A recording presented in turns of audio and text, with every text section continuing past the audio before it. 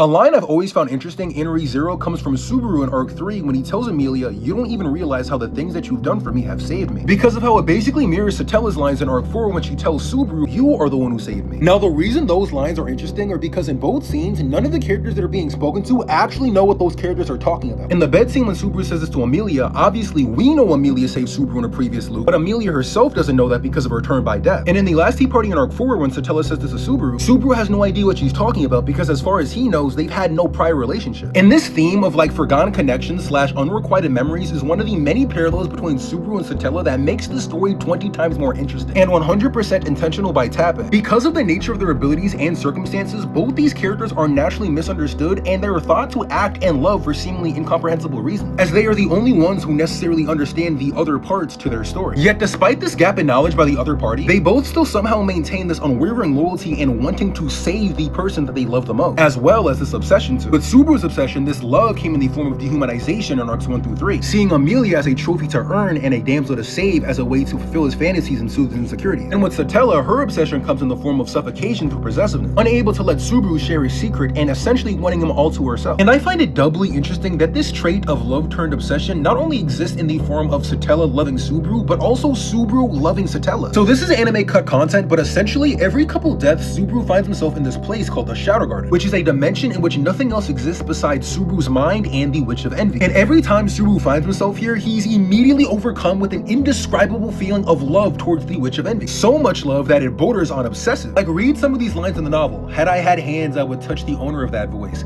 Had I had a mouth, I would call out the name of that voice. Had I arms, I would like to have held the owner of that voice. Had I legs, I would have rushed to the side of the owner of that voice. Had I a body, I would be determined to never leave the owner of that voice alone. Just straight yearning, and make sure you pause to read all of this shit because it's actually kind of insane. Like, all in all, I kind of love how similar Tappy wrote Subaru and Satella to be, because if you're gonna write two characters so integral and inexplicably tied to each other and the plot, I think giving them interesting ass parallels like this is the perfect way to do so. But that's pretty much it, y'all. Let me know if you guys see this and if you guys agree. If you guys enjoyed this video, please like, follow, and also check out the Twitch. It would be greatly appreciated. That's about it. I'm gonna catch you.